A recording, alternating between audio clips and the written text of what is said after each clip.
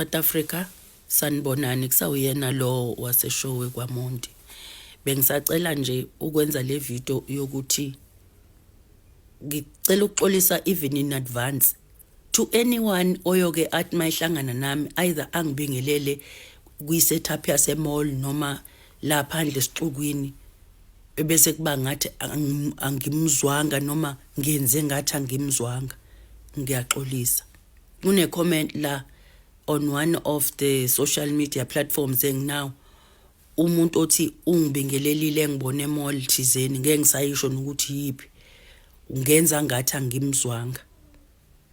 Ngikhumbula kahle ngiphume kanye ngaye mall kuleli viki ngihlala endlini isikhathi esiningi ngoba sometimes mina ngumuntu ogqunywa endlini for a reason and mangiphuma ngisuke ngiphuma ngiphuthuma into ethile.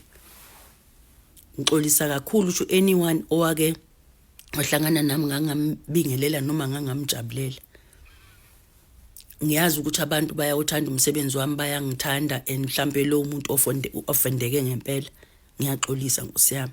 Kusuke kungesiwo amabomu noma ngaleso sikhathi ofike ngaso ngempela ngisuke ngekho right. Ngihambile la ngaye mall ngiqeda ukubeka ingane ebinama rehearsals esikoleni. Ingane yathi mama mangingenawo lama pumps afunekalayo amhlophe esikoleni ngeke bazongikhipha ezithombeni ngeke ngishuthe. Akekho kumzali othanda ukuthi ingane yakhe ingabibikho ezithombeni zasesikoleni. Izithombe nezinye ingane izobe zikuyo. Phuthume mall ngihamba nalezi ezinye ingane zakube imbili. Ngahamba imall yonke.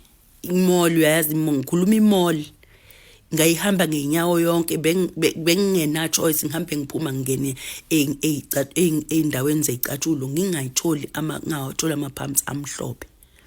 Ngahamba ngaze ngicishe ngadikila ngizizwa kahle ukuthi yabona manje senginesiyezi sekuthi angiwe ukuthi angikhaleke manje ngoba lama pumps awekho. Ngithi ngiyaphuma phunde ukhona othi nje kumina ekhanda lami uphinde la uyiqedile zonke izitolo. Phinde ngidunguze futhi imall.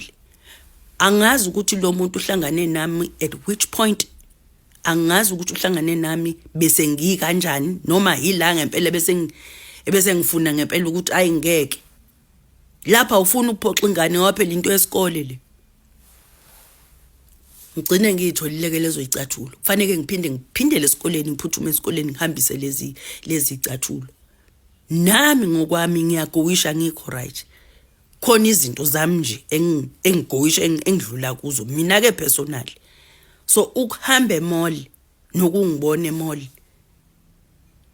bese uthi ngenze ngathi angikuzwa.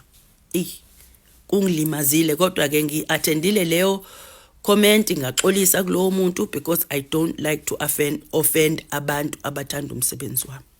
Ngiyaxolisa. Ningixolele nakunombani omunye engangam-offenda ngiyaxolisa. Nakulowo uyazazi la khona ngiyaxolisa. It was never my intention to offend you.